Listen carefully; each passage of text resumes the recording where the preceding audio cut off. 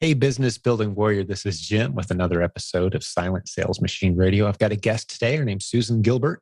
She's one of our coaching students who's building an incredible business. She sells some on eBay as well, mostly on Amazon. She shares her numbers. Beautiful business that she's built. Basically, she's earning somewhere between, we figured, $30 to $40 per hour net profit with a very flexible schedule, homeschooling her kids, supporting her husband's ministry. They've been pastors at a church for, I think she said 25 years, I believe, something like that. Homeschooled their kids all the way up. Beautiful, flexible lifestyle using e-commerce to fund the schedule of their dreams is maybe a good way to say it. She uses the replans model that she learned from us in the proven Amazon course. You'll hear her reference that as well.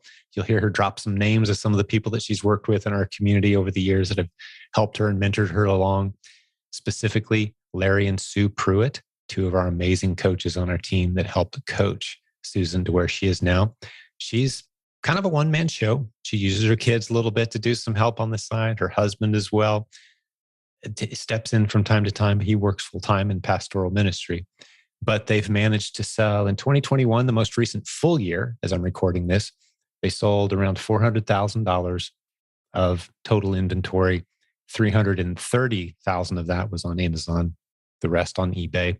She's got a cool system that she's developed for both.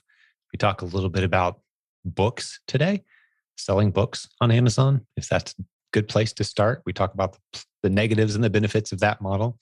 We talk quite a bit about how she finds replens, the tools she uses, the strategies she uses to find these great products that sell over and over again. And we define what a replen is from her perspective as well today. So if you're brand new and you don't know what a replen is, don't worry, we'll dive into that. So I think that is all I have for the introduction. Hang out for the end, towards the end of the episode today. I love we talk a little bit about investing in yourself, how much you should invest, the value of investing, and how our culture kind of looks down on certain investments, but not other ones. And why is that? I thought that was a valuable part of our conversation today too, because if you're looking to invest in something, I would argue one of the best investments you can make is in yourself.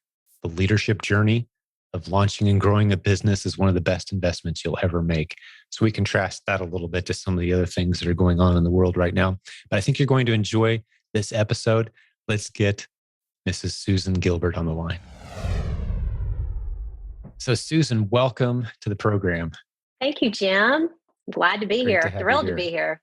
Oh, it's an honor for me as well. Looking forward. I know a little of your story, but let's dive into it. Sure. Well, I started listening to your podcast in earnest in early 2020. I had been selling on eBay for 20 years or so, long enough to receive Jenny Hunt's holiday toy list on my AOL, way back when. And wow, that's a long time ago. That's a long time ago. But I had, heard your name way even back then through Jenny. And so really those 20 years I've just spent garage selling and putting things on eBay, religiously reading Jenny's little list back then and looking for the little toys that I could find at garage sales and sell on eBay. And, in the meantime, be able to stay at home with my kids and homeschool, and my husband's in ministry. So life was pretty full, is pretty full, actually. Fill me in a little bit, because I love to hear the homeschool meets entrepreneurship. And I'm a pastor's kid too. So I've got a heart for what it means to be a PK. Yes. Just to throw a little thought in there, my dad, what do you always say? Doctors' kids can be sick for nothing, and pastors' kids are good for nothing, something like that. Yeah, I've heard that actually. Something like that. We're maybe the exception to the rule, but we've had a beautiful ministry story these last 25 years. My husband has served in one church only. Wow, that's rare. The past 25 years, it's rare. It was his dream. Guys. They love us, Jim. No, that's I'm awesome. Just kidding. It's been a fabulous 25 years just in one congregation to see it through start to finish, the lives of babies to teenagers to growing up, going away, Yeah. grandparents who we knew as, 30 somethings. It's been a great journey. So adding, Wow. you know, eBay into all of that was just a great way for me to stay pretty available to Hmm. the needs of ministry, the needs of my kids, homeschooling as we were going along. And so I've had so much fun selling on eBay. I absolutely loved it and still love it, still do it. But in March 2020, of course, all garage sales stopped with COVID. And so a friend of mine had said, this was back in January, Susan, I really think you might enjoy adding Amazon to your portfolio of reselling, to which, it's just kind of, I don't know. I don't think I could learn it. It sounds so complicated. I just don't think I can. And so my friend was like, just listen to Jim, go back to those podcasts. Listen to some of the people through those podcasts, which I did. And so I started having a growing excitement about maybe exploring, selling on Amazon again. And lo and behold, in March, when the whole world shut down, and that included my sourcing for me, which was just garage sales and thrift stores, I looked at my husband and said, maybe now really is the time to look at what it would be like to sell on Amazon. We have time. There's really nothing I can do, with eBay right now. So maybe I should just try to learn. And to which he said, if you end up doing it, great. I'm right behind you. But I think just learning a new skill would be a fun adventure for both of us. So we bought the pack course, and I started out with Jimmy Smith's replan course and sat in my front yard in a big lawn chair, while everything was shut down, and watched, every little morsel that I could get out of Jimmy's course. So we got our nerve up, and I got my Amazon account, and we got started in August. For the first thing, I sent a shipment of books that all got lost on the way to Amazon. Oh no, what Made a to rough the way to the start. warehouse. Yeah. But the great part was, I think that whole group of books was worth about $1,100 because I had happened to find a couple of books that I thought had value. And so an empty box arrived at the warehouse, and Amazon wrote us a check for the value of them. So we said, okay, well, this is some money back, probably quicker from Amazon than if we had to wait to sell them. So let's just send in another shipment and see what happens. Wow. Well, give me So some more numbers there. So how much yes. money had you put into the books? How much time finding them? And then Amazon reimbursed you guys, it sounds like, which the vast majority of the time, that's exactly what they do. You hear about them losing Yeah. I collection damage. mean, I've had great experiences with, the fairness of Amazon. Mm-hmm. Sometimes it takes a little work to get there, but Yeah. my experience with them the last 18 months or so has been very fair. Yes. And I've, Yeah. of course, really, sometimes I know maybe the public persona of Amazon is a huge, big company that don't care about their sellers, but, I think actually they do. It's the main street of the world for, small business owners. And so, keeping that going is a very hard and special thing to do. And Yeah. Yeah. I have a great experienced them admiration very for it fair. as well. I've met Yeah. people who work at corporate and talk to them. It's not like they have this evil plan where they sit in these dark rooms Right. and rub their hands Right. together. Like, how are we going to Right. mess over the seller? That's They're right. there to serve customers and create a great Yes. experience. That's And right. there's a price to do that in all businesses. That's There's exactly right. sacrifices and difficulties and challenges. And I always say, if we had brick and mortar businesses, we'd have shoplifting and inventory That's loss and right. That's right. expired That's goods right. sitting on the shelf. And That's right, that's part Jim. of business, right? Absolutely. Just So, part of the journey. mhm. But what were the numbers So on those books? I'm yeah. just curious, just because that was your first Yeah, experience. that was my first experience. Well, we have a lot of Goodwills where I live, and we have some Yeah. Goodwill bookstores. And so I had honestly just gone into A those few dollars. bookstores, and probably the value of that first shipment in $70. I Yeah. were guessing, $70. And if it all had So sold at what you were if it had asking, all 1100. sold, it would have been 1100. Mm-hmm. So, And they sent you a if it check had sold for, 1100, yeah, not bad. Way to not go, bad. Amazon. Yeah, way to Right? go, I mean, that's a Amazon. great And, story. Yeah, it was a great way to get started, and just it was sure. a, it wasn't our dream to have, an empty box show up to the warehouse, but Of it did course. get us some cash to go back out again, and try to put that $1,100 into. We did have some more books to send in, and I still send in books occasionally, but Yeah. to go out and really try to find some replens and follow the course that Jimmy had kind of put Beautiful. together. Well, Yeah. let me take us on a couple other side tracks here for just a Sure. moment that I think will provide value to a lot of folks. One, I want to talk about books a little bit more because that's where your story started. And I've learned my Yes. lesson that as soon as you create a little excitement on this show about a topic, suddenly we're going to get a whole lot of people going, "Oh, books, cool, teach me books." So I want to make Yes. sure we're Yes. thorough there. And then the other Mhm. one is you've got a 20-year perspective on e-commerce, Yes. which I didn't realize That's right. prior to this interview. Yes. So I always enjoy the eBay versus Amazon contrast compare. I love them both. We sell on eBay still, Yeah. but I I love them remember, both. let's see if you do. Well, did you ever go to any of the eBay live events by any chance? I didn't. You didn't. Okay. No, Well, I didn't. I've been I sort of just a remember little cowgirl over to the side with eBay, just, as just the most little people, simmering pot, yeah, just, that's how most people used it. A few yeah, extra bucks on the side kind of that's thing. right. That's And right. I was That's in right. pretty heavy, initially. Uh, but the thing I remember about eBay, and you've had your experiences with Amazon now too, and you can contrast the two, is when I first started on eBay, there would be days I'd wake up and log in and my account didn't exist.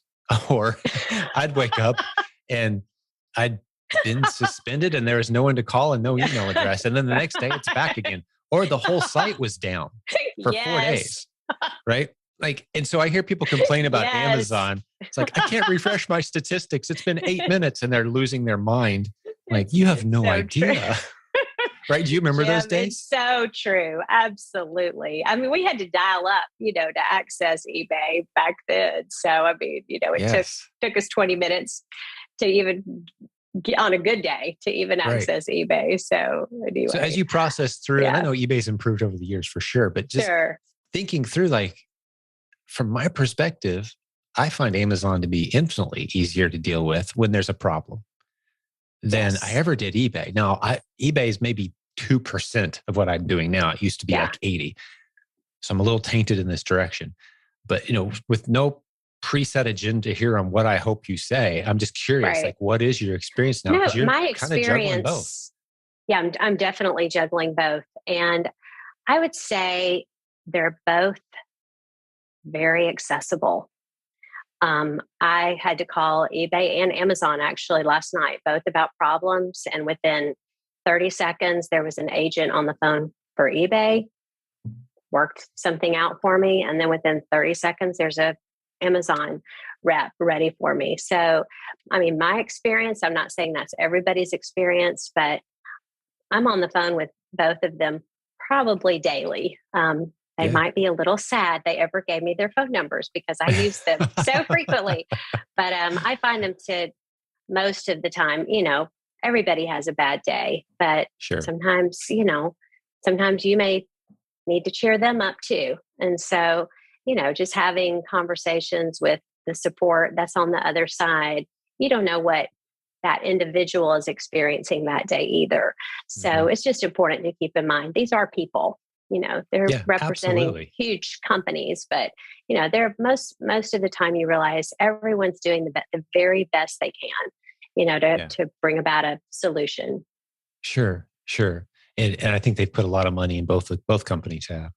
Well, we're kind of comparing them as though Yeah. they're apples to apples, but just for point of perspective, in case someone's kind of new around here, Amazon's the gorilla in the room now. Obviously, they're half of all transactions in the Right. US online any given day. Yes. eBay is maybe a 10% of all transactions. I At was best, going to maybe say, 7 or 8%, 11. maybe. I think for some reason, 11% was going through my mind. Greg Yeah. Perry could probably tell us right now. I think Exactly. that's where I heard it Right. from. But just so you know but the that's difference a between pretty the good two. comparison. Volume. That's right. Yeah.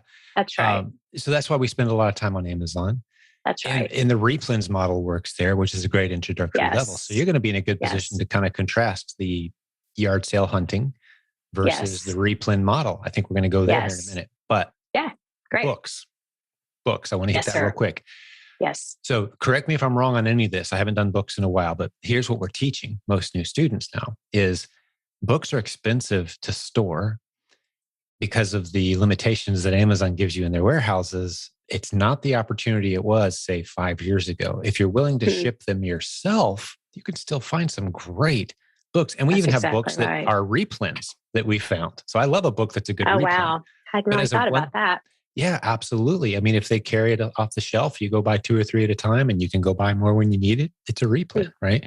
But these one-off Goodwill 50-cent books that sell for $80, right? And a good model, but we don't start new sellers there anymore simply because they're heavy, the storage fees at Yes. Amazon, et cetera. So talk us through that a little bit. You've done a fair amount of it. Educate me and the audience. Yeah. Well, for us, it was an accessible way for me to get my feet wet on Amazon. Of course. Financially, it was a low investment. And it really, the benefit of books for me was that it allowed me and my family to learn the process of shipping in, how to scan something in, how to pack it, how to prep something, how to get it to UPS or, how to get it to the warehouse. It helped us get in the water without having to put a lot of money into, sourcing. I don't know, maybe for us, $80 was a lot to put, to risk, send it to the warehouse. But, that's why I think it's still a benefit, especially if you do some research with your Keepa graphs and can really see, okay, this one will move if I can send it in. If you have a reasonable expectation of, a book selling, there's few sellers on it. Why not? Yeah. Kind of my Do you merchant thinking. fulfill books at all? Ship them yourself when a buy Yes, happens? we've just started merchant fulfilling back in September of last year, which was a huge game changer for us because of the time it took, you don't have to wait for it to get to the warehouse. You can sometimes sell things from the store. Sometimes Yeah. I will be in the store and list it and it's sold before I even check out. So, You're in the checkout that's, line and someone's really like, buying the stuff that's in your this cart. is selling while I'm standing here waiting to buy it. So, yeah, that's the benefit of merchant fulfill, which obviously that's for been listeners great. who won't know, you can ship it yourself to customers, which is the way you have to do it on eBay. Yes. When something That's sells, right. you put it in a box and ship it. Amazon lets you do the same thing, or you can store it in Amazon's warehouse until it sells. That's FBA, and they'll pay you once it sells. But they charge you a storage fee. Since books are heavy, take up a lot of space. Sometimes it takes a few months for them to sell. We don't encourage you having hundreds or thousands of titles sitting on the shelves at Amazon. No, that's right, Jim. That's right. Yeah. Good advice. So I think we buttoned that one up pretty good. Anything else we should hit on books before we move on? I think that's a nice.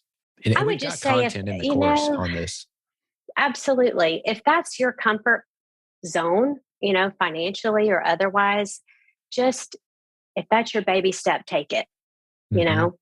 I would just say do whatever you can to get into the space initially. It's going to lead somewhere. You don't have to stay forever in books. You may only send in one shipment of all books like us. But, if that's a baby step that you can take towards learning the process, growing in your understanding of how FBA works or even merchant fulfilling, how it's working on Amazon, do it. Yeah, beautiful. Good advice. It is a nice low-hanging fruit starting point to look. That's right. Learn the basics of Keepa. Go back to podcast episode 369 and kind of learn why we talk about Keepa all the time. We're not going to spend a lot of time there today. Yes. It's a power tool. Learn unlike your any other Keepa. tool. Learn That's your Keepa. right. ACK. Always check Keepa, right? Yes. So, all right. So let's keep the story going. You started talking about the Proven Amazon course, replans. Take us through that part of your journey. Yes, we ended the year. I don't even know. I can't really remember. It wasn't just fireworks or anything, but it was steady, probably somewhere between maybe $3,000 and $6,000 a month, getting through the end of 2020. And I signed up to start coaching with Larry and Sue. And that began our 2021, where we felt like, okay, we've learned the process. I'm building the platform for ourselves. Let's try to start growing the logistics. Let's really try to start plugging in the product. So last year, through Larry and Sue's guidance and Kate Shattuck's continued guidance, we just kept working every month. And that's, we ended the year with $330,000 in sales. And the interesting thing about eBay, just since we're talking about it, there is sometimes a little bit of spillover. So if you're learning Keepa for Amazon, demand is demand. And so some of it, maybe I was gated on Amazon to sell a product, but I could see on the Keepa chart, there's a lot of demand for this. I wonder if it might sell on eBay. And so sure enough, that was a solution for us when, while we're waiting to get ungated, auto or otherwise, we just use eBay as a platform as well. Or if the price tanked on a hot ASIN for us, we've done that frequently. We'll bump them over to eBay. It works, who knows? So, by the time we ended last year, if you put the two platforms together, we were over 400,000 in total sales, which was a little bit of a surprise to us, actually. So, we just couldn't. We're still surprised. Wow, all of this works, And so, I really hope I can encourage listeners who are, I am you in the sense of just the negative messaging. Oh, I'll never learn it. Oh, I can't figure out how to do it. It's always going to be too complicated. Those are the voices that go through my head on a regular basis. Mm-hmm. And so I just want to represent you today. Like, I didn't just plunge into this journey with just all kinds of confidence that I could do it. But, actually doing it and taking the first step, then the next step, then the next one. I hope that, my story will encourage others. If you're looking for that extra stream of income and you feel like, I might have a little knack for this, just try it. Try it. Absolutely. You don't know where it'll go. Yeah. Appreciate that encouragement because, one of the other voices I think we hear in the head as well, it works for other people, but not me, I guess. Yes. Right. So what prior business and e-commerce experience did you have before you started experimenting with eBay? Zero. Right. I was guessing that's where most people are. A lot, oftentimes, you do things just because you have a vision for your life and you're looking for the job to make that vision for your life possible. And so for us, I really, didn't want to have to be leaving our home every day to, be at a 9 to 5. I wanted to be available for the needs of things around here. And so that's where, I'm such a proponent of this business because really anybody can learn it. And if you have a kind of a vision for your life that kind of parallels mine, I'm anxious for you to try this because it really could be a venue for you to, create reality out of the vision that you have for being home with your people. Yeah. Well, the word I find myself leaning on far more than most people in our culture to describe what it is we've enjoyed the past 20 years is flexibility. Yes. Like literally the only thing we set a clock for weekly. Do you know what it is? You know what I'm going to say? Church. Yeah, church. Yeah, okay. You got to be there. So walking in 45 minutes late, you kind of miss the whole point. So we set a clock for that. Other than that, one of the games I get to play every day is guess what time it is when I wake up. Yes. And sometimes I'm pretty accurate. It's cool. But I kind of wake up in a nice window of an hour and a half different, depending on how tired I was the night before, what time I went to bed. I wake up. The flexibility. Our schedule starts. We've got plenty of discipline built into our lives. Sure. It doesn't revolve around a clock though, or someone else telling us when to be, where to do. Right. So talk us through that a little bit. I mean, the homeschool meets entrepreneurship. Spend some time on that. Oh, I mean, every day is different, which is, which I love. I love that. My kids are older older now. I still have two. One is about to graduate from high school, so his homeschool journey with me is coming to an end. And then I have a younger one who's in 10th grade.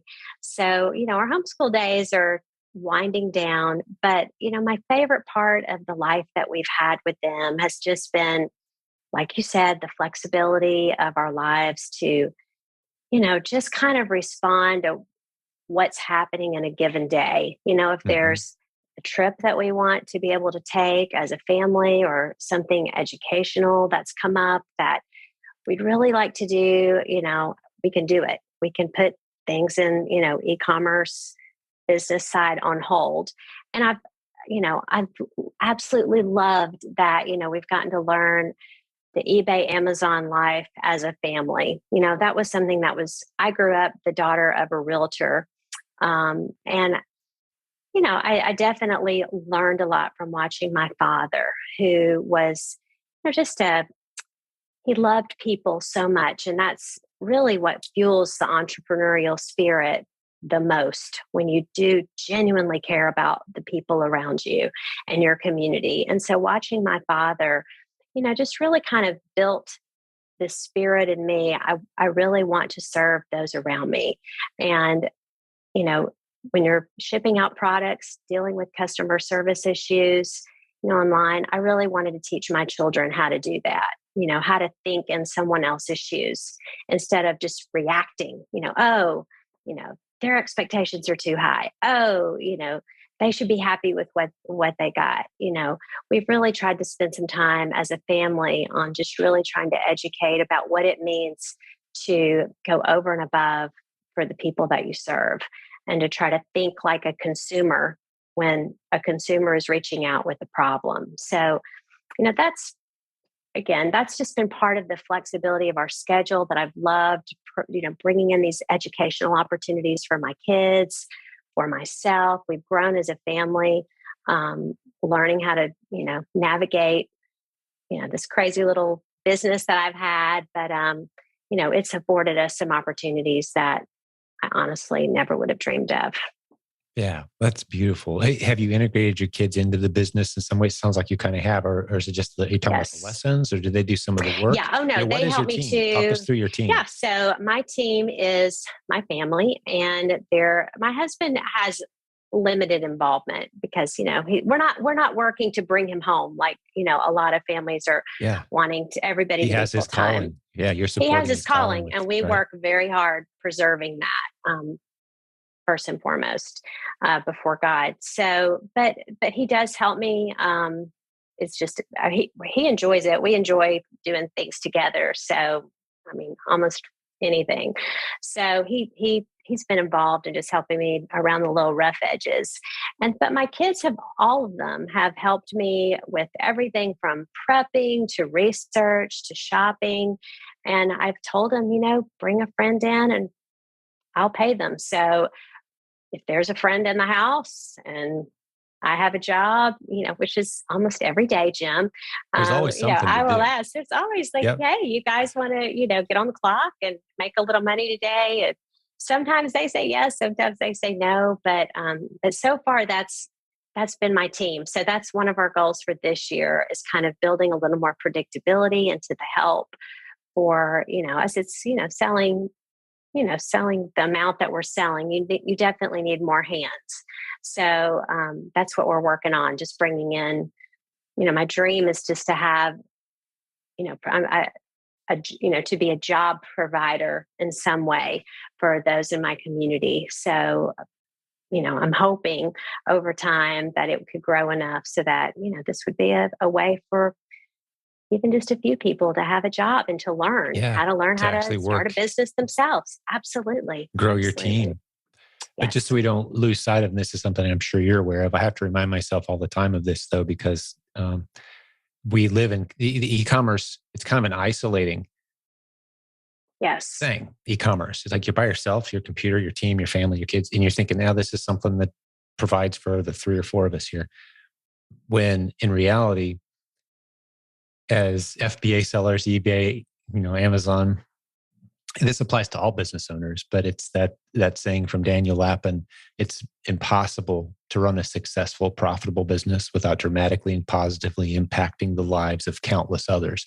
So you're already doing incredible good for thousands of people that you'll never meet. Excellent quote. Right? Isn't that beautiful? I hope so. Yeah. Yeah. Oh, you are. It's impossible not to be. To run a profitable business is to lift the tide for not only your community, but for thousands of people you'll never meet. Yes. Right. Even if you have a bad attitude doing it, which is one of the lessons. What was it? I think it was Wealth of Nations. Adam Smith, talked about the angry butcher. Nobody liked him. He doesn't like anybody else, but he lifts the whole community because he runs a profitable business and provides meat, like all the good this guy does without intentionally doing it. It's so true. But there's something special when someone comes and they're on the team now and your lives kind of, start to connect locally, regionally, you see in their face. Yes, right? Yes. So that's I totally agree with that. Yeah.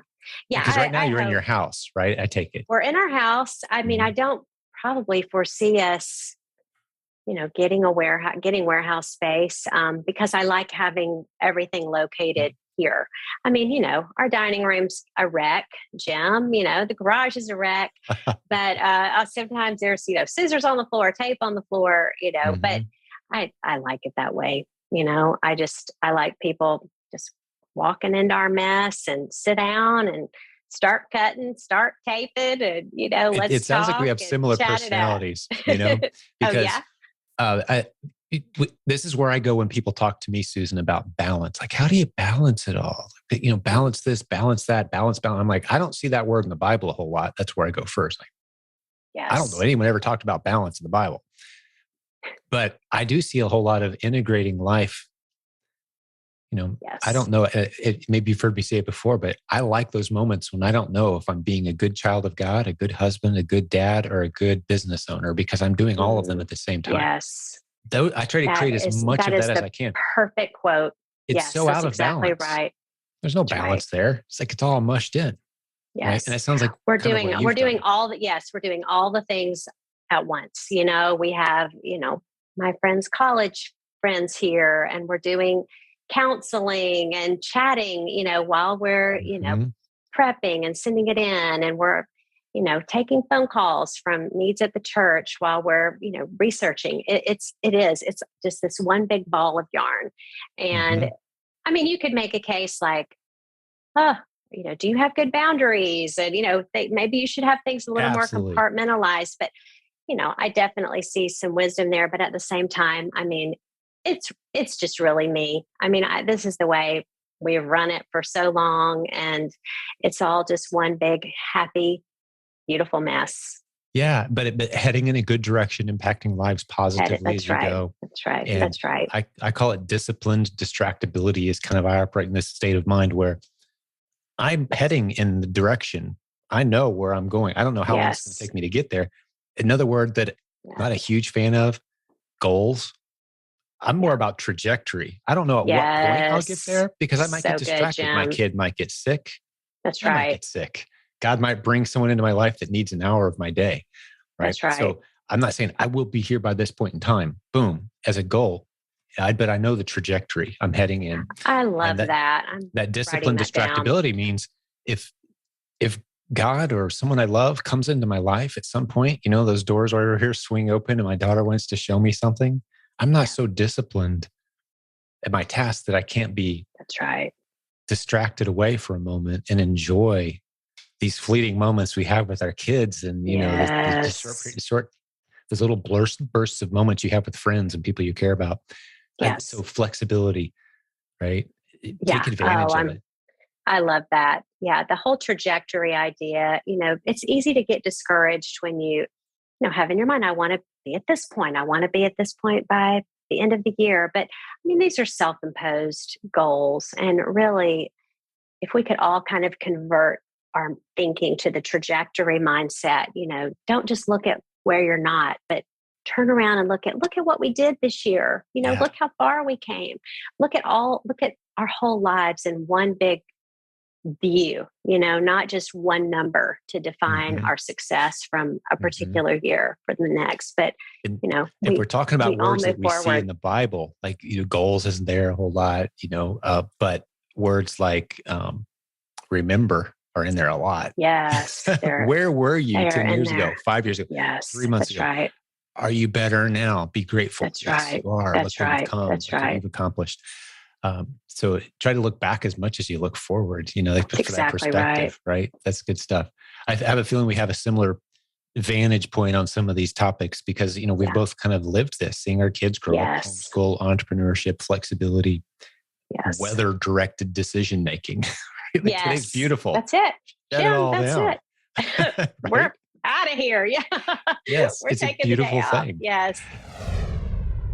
Hey, we'll get back to the show in just a moment, but I want to tell you about a way to save a nice chunk of change on all your online shopping and in-store shopping by using discounted gift cards. We've got a new sponsor on the program with a free report they want to give you, no strings attached. Go to silentgym.com/gift cards. That's silentgym.com/gift cards, one word. It's in the show notes as well, that link. What they do is they put together a report that shows you all the places you can go to get great discounted gift cards. And they also offer the service themselves, selling gift cards to many online sellers, our community included. So it's a pleasure to bring them on board as a sponsor. Again, the link one more time, silentgym.com/gift cards for that free special report. Let's get back to the show. I have a feeling we have a similar vantage point on some of these topics because, we've both kind of lived this, seeing our kids grow up, homeschool, entrepreneurship, flexibility, weather-directed decision making. Like, Yes. today's beautiful. That's it. Shut Jim, it all that's down. it. Right? We're out of here. Yeah. Yes, We're it's a taking beautiful the day off. thing. Yes. It's incredible. Hopefully we're inspiring some people, and I hopefully no one's discouraged thinking, oh man, my life's not like that. Well, take little steps in that direction. That's the beauty of this model. That's Maybe this is right. a good segue, Susan. You could talk replans for people who aren't familiar with it. What is it? How is it flexible? Talk us just, if you're sitting down for tea with a friend you haven't seen in a while, what's this replans thing on Amazon? Replans, by definition, just it's a product that you can get your hands on over and over that sells over and over. And so it's, it can be almost anything. Anything can be a replan. As Kate had just said recently, there can be seasonal replans that you sell, 2 months out of the year. But next year you can sell those same products again, or, sales cycles that you can kind of tap into, this store is going to be putting this product on sale. That can be a replan. So there's a lot of ways to build a repertoire of replenishable products to sell on Amazon. If you know how to read a keep a chart, you can figure out how to find a replan. That's right. So keep is an important skill for sure in the replan journey. How many replans do you have, and how do you find them? You personally, how are you finding them? I'm finding them strictly through research on Keepa. Mm-hmm. So I will, look at the stores around me. That's one way to source products. Take pictures, come home, run them through the Keepa chart.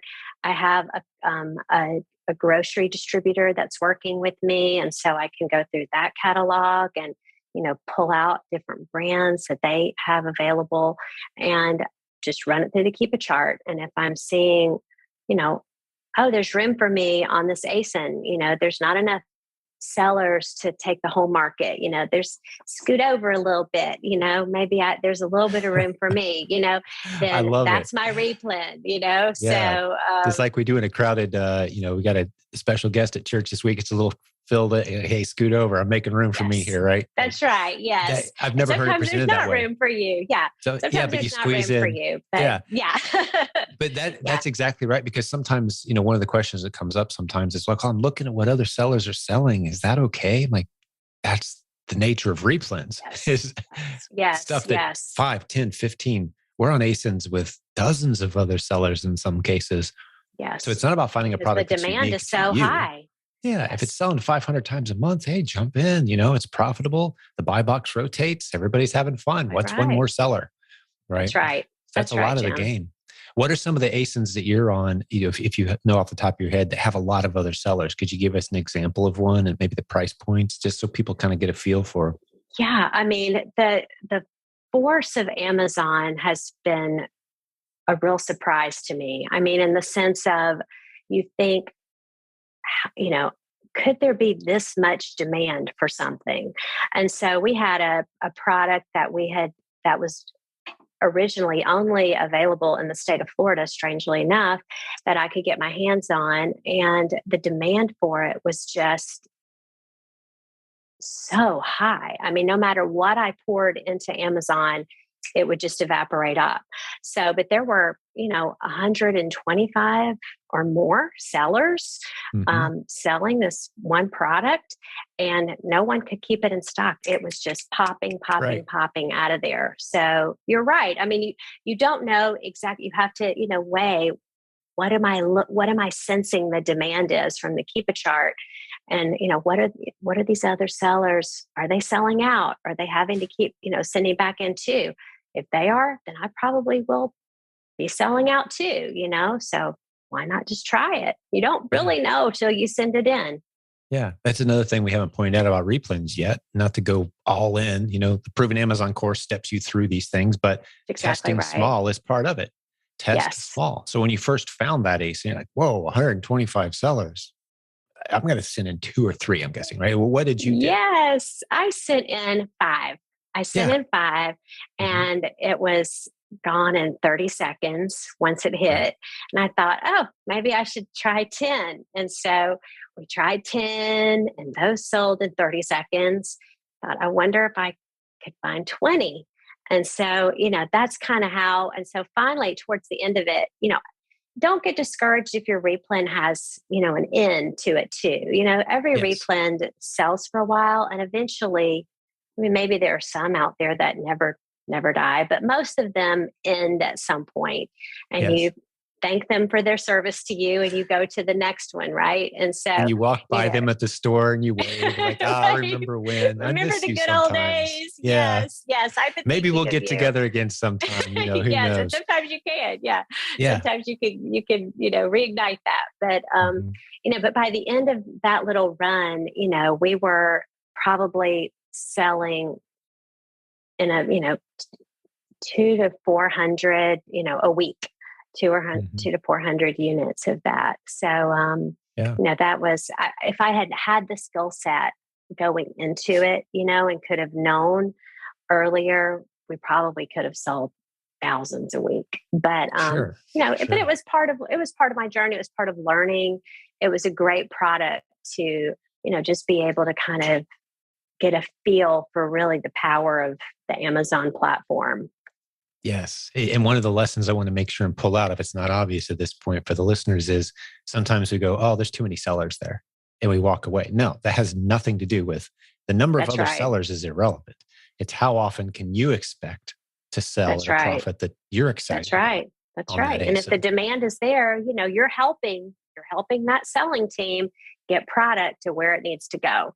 So, it's not always just a competition sort of thing. You're sort of joining a selling team, taking that product to the world in a way. And so sometimes you're really needed on that team, to get that product in. The way I envision it, and I actually heard this from a senior vice president at Amazon in a conversation I was privileged to get to have with a guy. I mean, this is the guy who reports to Bezos, telling me, now it's been a couple of years ago, but he's saying, you guys are so much better at filling our shelves than we'll ever be. Talking about the third-party sellers. Like, we need you. This is pre-pandemic. This is maybe 3 years ago. Pre-pandemic. Especially now, right? With bare shelves and oversupplies in Florida of things that are needed all over the world. And we're the ones taking product from point A to point B. That's right. The equivalent, well, I won't go into it. I could soapbox on that. But there's huge value. There's a great soapbox there. From point A to point B. That's right.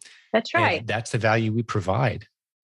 allowing the convenience. You do have to learn to not apologize for your job. Sometimes Amazon sellers can get a little bit of a bad rap. I don't really know why, but Yeah. Mm-hmm. people sometimes think poorly about the job you're doing. But really, you want to say there are hundreds of thousands of people out there who, for whatever reasons, can't leave their home to go to a store to buy something. And their chosen method is being able to order it online. And without the millions of Amazon sellers, that wouldn't exist. That ability to go to your computer and have something show up at your door in 24 to 48 hours, that would be gone. Yeah. And it's just a priceless service. We've come to take it for granted as a culture. Have you ever heard the Hebrew example of hands and feet business models? Hands and feet. Have not. So, just since you haven't heard, those who have heard before, listeners, bear with me. I'm going to share for Susan's sake and for anyone else who hasn't heard this example. Tell me. Well, I love this. I got so excited the first time I heard this. This is a Daniel Lapin thing. He was saying all business models in the world, all the business models that have ever been, all the business models that will ever be, from a Hebrew traditional biblical standpoint, fall into one of two categories: hands or feet, businesses. Hands are when you create something, make something, build something, get your hands dirty, invent something, you write it down. Maybe you're using your intelligence to create and reflect God's nature. Very important lesson, though. Just as vital are the foot-based business models, moving product from point A to point B.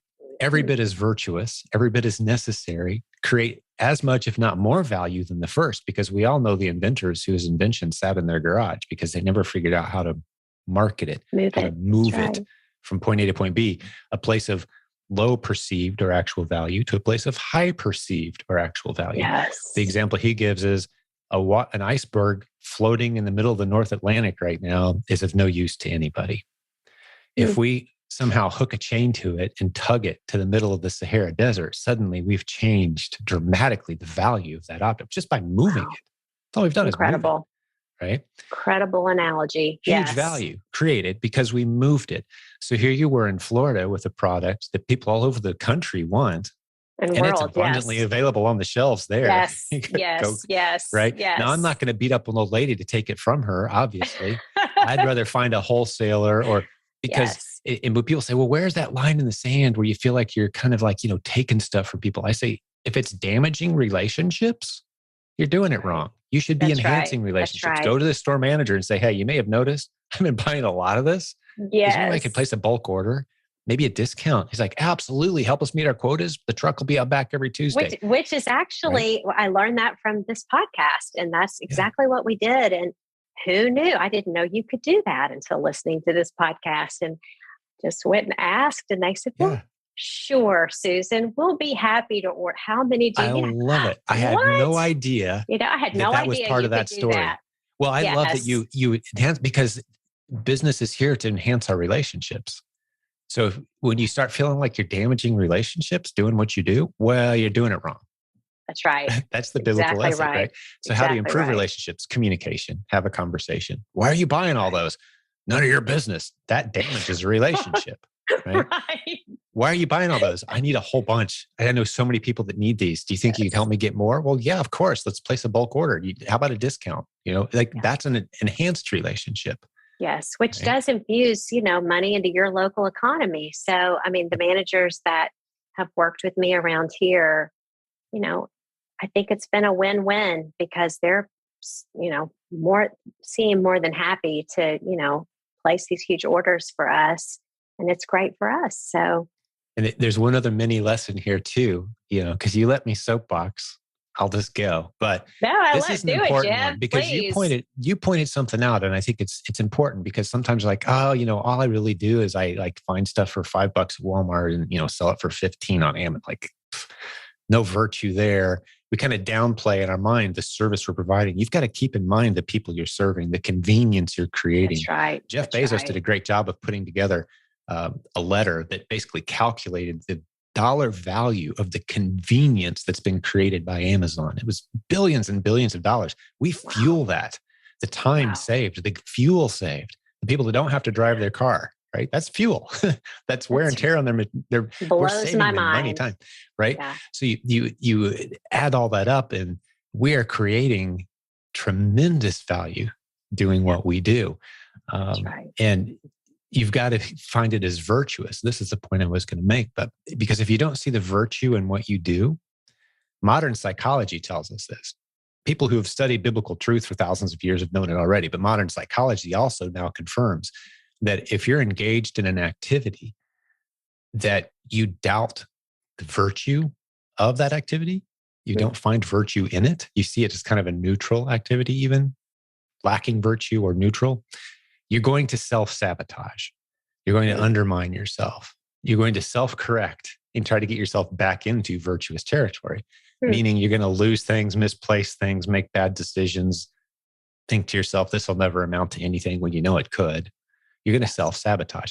So you've got to connect in your mind the dots between what I'm doing and that Exactly happy right. customer. Imagine That's that right. mom, you're saving the day because the Yes. party's tomorrow and her kid's wanted Yes. toy X and you're the one Yes. supplying it, right? Yes. She's willing to Yes. pay an extra $8. You saved her a Yeah. trip to Walmart for one toy, that would have taken Or 2 the hours out of nurse her who's, day. getting off of work, who doesn't want to go to the grocery store because she's been caring Exactly. for patients all day, but she can have all of her groceries right there, Yeah. whatever she needs. Yeah, that's so good. It's such an intuitive soul place, what you just said. I mean, we do self-sabotage when we don't find the inherent value. And so, again, this community, how I love this community, but it has really built that sort of messaging into this job. And that's one of just the great values of, the community that you've built, Jim. I mean, you've really done an amazing job infusing that sort of messaging into what we're all doing. And I'm so grateful. Well, thank you for that, Susan. I appreciate that. But I need to correct the messaging just a little bit because I think all I've done is surround myself with people who are capable of keeping out unbiblical business mentality and processes from e-commerce and internet-based strategies. So if you can block out the stuff that's like, that just, there's a lack of virtue there. That's not time tested. That's not proven. There's not wisdom there. You block all that stuff out and you surround yourself with a group of people who are trying to do it based on timeless biblical truths of business, which there's so many. Apply that to e-commerce. That's all we've done is kind of stay out of the way. I've stayed out of the way as best I possibly can with my own opinions. We all have them. And my guesses, we can all guess, but you pay attention to what's working and you put it through a biblical lens. And that's what you end up with is this community. And to be real clear, Susan, I know this will resonate with you, but I want to be a part of not a group of Christians, although we tend to attract a lot, the people who are comfortable around timeless, tested, proven values and virtues. That's right. That just simply work. We got Muslims, we got atheists, we got agnostics, we've got everybody in between. All are welcome. But that's the lens that we work through. That's right. That's right. That's easy to feel. Yeah. Awesome. And the inclusivity too. It's another favorite part of the group. I don't think I haven't experienced anybody who's ever felt unwelcome in the group. So, well, I mean, I'm not afraid to say it. I did early on. This has been, 8 or 9 years ago. I was at a business conference and I was presenting, and I always tell them, hey, if you're going to bring me in, I use the only business book that my favorite business book to reference is the Bible itself. There's so much, it says twice as much about money and business as it does love and prayer. It's just, it's an incredible business guide. I'm going to reference it a lot, unapologetically. And someone got really upset that I personally believe that the definition of marriage the Bible gave us is one man, one woman for life. And I shared that. Oh, created such a firestorm. So many people upset, angry, disappointed. I bet it did. I'm like, that's kind of disappointing that's all it takes for us not to be friends anymore is I've got a definition of a word that's based on thousands of years of history and you use a different definition. Okay, I can live with that, but they couldn't live with it apparently. So we've had boycotts and bans and interesting things happen to our events. I've been called different things, but they're welcome here, but I don't think I'm welcome there anymore for some reason. Well, but if we can't, you can't help that, but all you can be responsible for is what you're doing and your, open arms. And so, Yeah. I've definitely, that's been my experience in this Yeah. group. Yeah. The only people we throw out around here are people who come in and try to spam the group. We carry a big old band hammer for them, come in trying to sell something that we don't like. Who are you? What are you selling? Yeah. This is untested. No, you're gone. You got to earn your way onto the stage around That's here. right. That's right. Right? That's right. But other than that, yeah, everybody is absolutely welcome. I'm glad we hit on that. It's been a while since I got a chance to share some of those things. Well, you know what? Here's one thing I forgot. I made a little note. Anytime we mention numbers, we need to be very specific and thorough. So you said you sold close to 400,000 approximately, and that was the last full year we had, 2021. Here we are, a couple months into 2022. But so 2021, what were your margins, your net margins? Approximate is fine, but we want to at least address that. The net margins were probably, let's see, my ROIs towards the beginning of the year were small, more like 30%.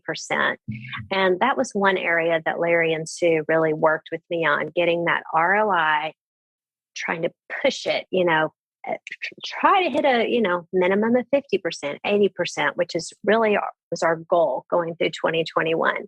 So we ended the year with an average ROI of around, more like 80%.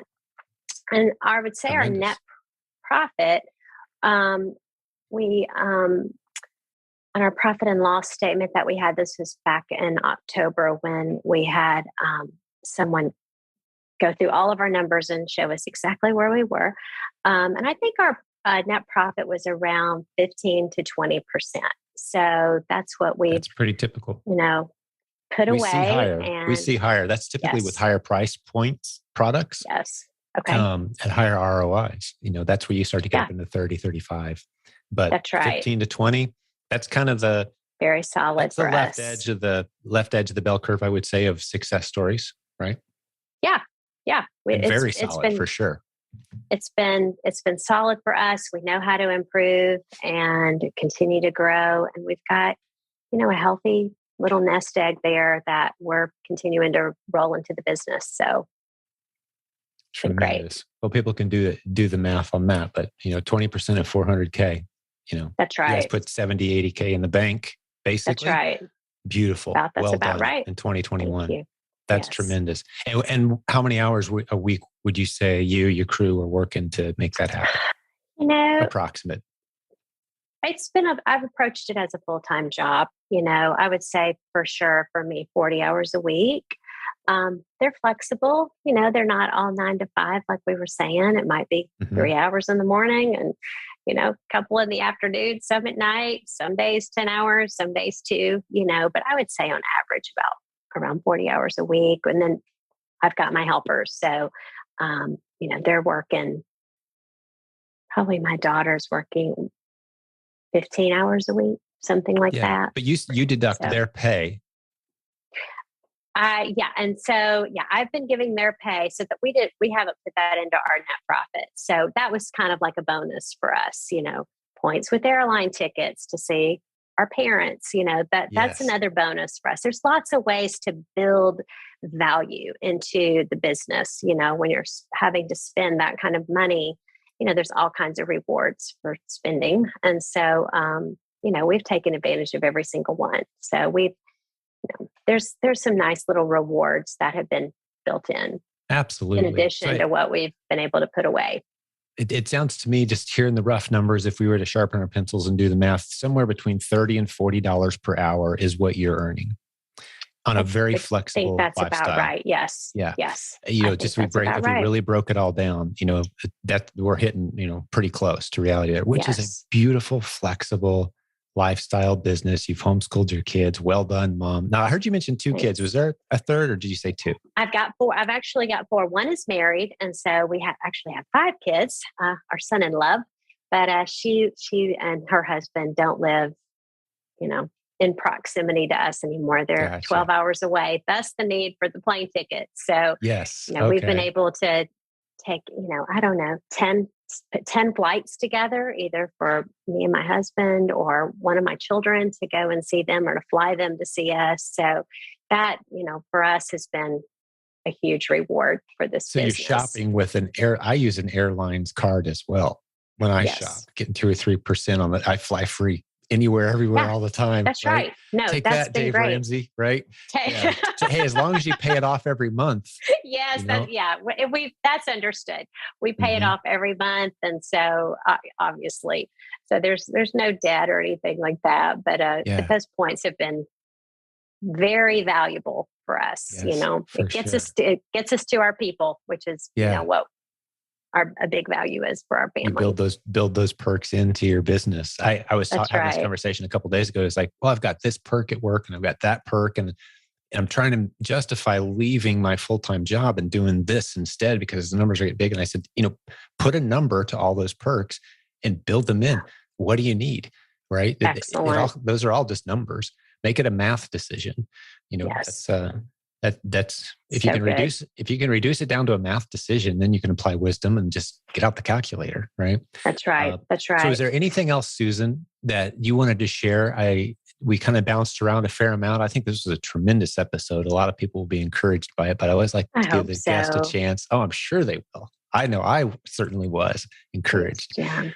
But what else did you have on your mind? Anything else before we start to I wrap this just one up? the only thing that the greatest advice that I would have to anyone who's working towards a reselling business of any sort is to pay for mentors.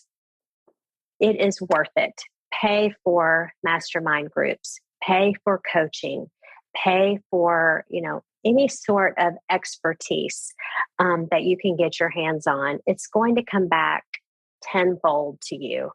So, one story that as I was thinking about this podcast, I was remembering a story Jason Miles had shared about being in high school and wanting to learn how to play the guitar. And so he took lessons from somebody locally, but his friend's mom in high school took him to LA to, take lessons under a famous guitarist. And he said that the recital at the end of that year was, really telling because the guy who had gone to LA to take lessons from, the famous guitarist, just got up there and jammed, through the whole recital. It was amazing. And so using that principle really with anything in business and really with anything in life is super important, but particularly when it comes to, learning how to, use a platform like Amazon, it will not be a waste. If you're on the fence about, oh, should I invest in this community? Should I invest in this mentor? Just go straight forward without any kind of regrets. You're going to absolutely get your money back and grow as a person from those kind of relationships. So that's the best advice I can give somebody who's really looking at, trying to get into especially selling on Amazon or Yeah, eBay, any of these platforms. I Find a appreciate great that so mentor. much too.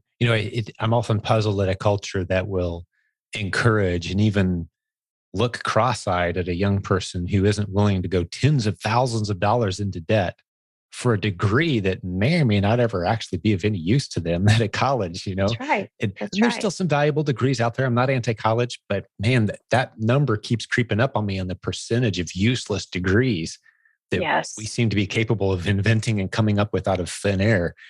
And people are excited and applaud when you put on your cap and you get your piece of paper that says, I understand 18th century pottery now. It's like, didn't you have read some books? It's like, come on. But yet they'll look at a $2,000 or $5,000 investment into working directly with an expert who can Yes. launch a business, truly an investment that can change your life very quickly in a relationship that's Very quickly. hard to value. And like, oh, that's one of those e-commerce business scams. It's like, no, if they've got a proven track record, and that's something I'm so proud of here, Susan, That's and why right. I do interviews like this. You 90% should of be our proud. podcast interviews are interviews like this. People who have learned the stuff that they Yes. do from our community, from our content, and where they're telling their stories. That's a safe investment if you're ready to do the Yes. work.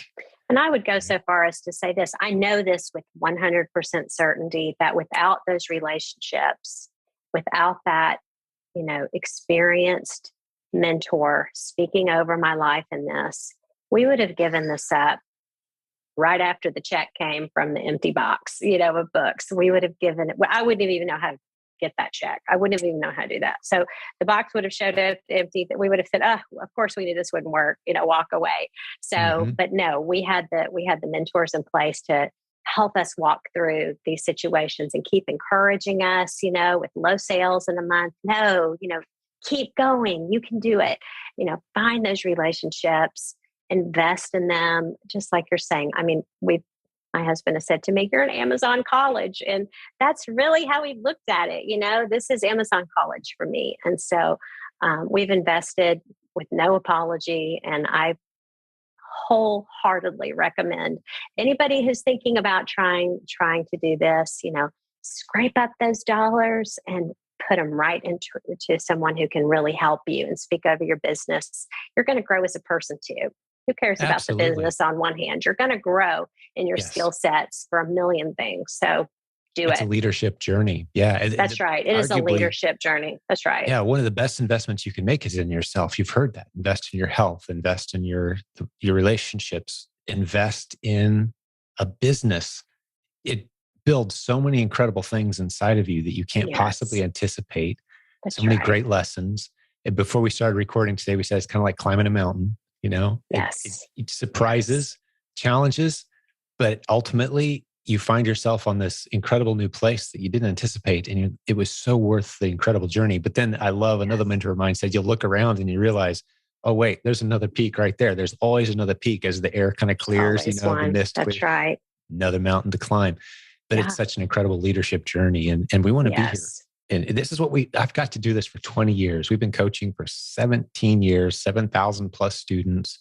Unbelievable. And so the relationships. Jim. Unbelievable. It is. I can't believe this is my life. Amazing. I never would have anticipated it. If someone had asked me 20 all years ago. All of those businesses you've started all over the world. It's just. Well, I reject taking any credit for any of it except, again, being a filter, a decent, not even a great filter, just a reasonably adequate filter of a pretty good filter. We're going to say that a pretty good you filter. I don't know. I'm still working on it because every time I think I'm decent, I find a huge hole. I'm like, how'd that get in here? Right. But it's like, here's the biblical principles that are guiding us. Here's the possibilities of e-commerce, meshing them together, creating opportunity as best we can with God's help. So that's great people like you popping up out of the community saying cool things, man. That's a treasure for me for sure. I appreciate it, Susan. This was time well spent. This has been fun. Thank you so much. It absolutely was. So you planning on coming to the event in August? Do you know yet? Oh, I'm going to be on there. Your calendar? Are you? Awesome. It's on the we calendar. Don't know the date of the city yet, but we said circle mid-August. Keep it clear. We've circled it. It's got a circle mid-August. Yeah, I'm really looking forward to it. That's great. We'll get a chance to meet your husband, Paul, right? Yeah. Yes, that's right. And Paul. Cool.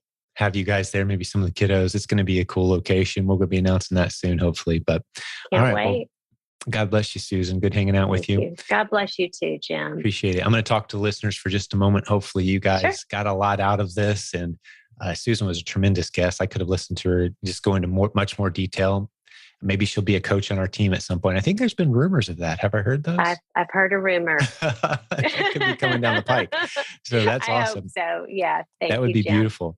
Yeah. The two requirements around here to be a coach on our team are one, succeed doing the things that we teach, and the other, have a giving teacher's heart, which I think we all know we can check that box safely, probably on both of those at this point. Hey, welcome to the coaching team, Susan. Let's do this. Thanks, Jim. But that's how we find our coaches around here. Maybe you're thinking to yourself, that's you, another stream of income. And we pay our coaches in the industry better than anyone else I know, which is why our coaching program isn't cheap or free. We charge a little bit. It's a great investment though. So like Susan pointed out today, there'll be a link in the show notes to our coaching program. Go check out jimcockrumcoaching.com. There's a link at silentjim.com too. You can find us there. But I think I'll wrap up here just by saying, God bless all the business building warriors out there. Yes. We're in your corner. We're supporting you. We're rooting for you.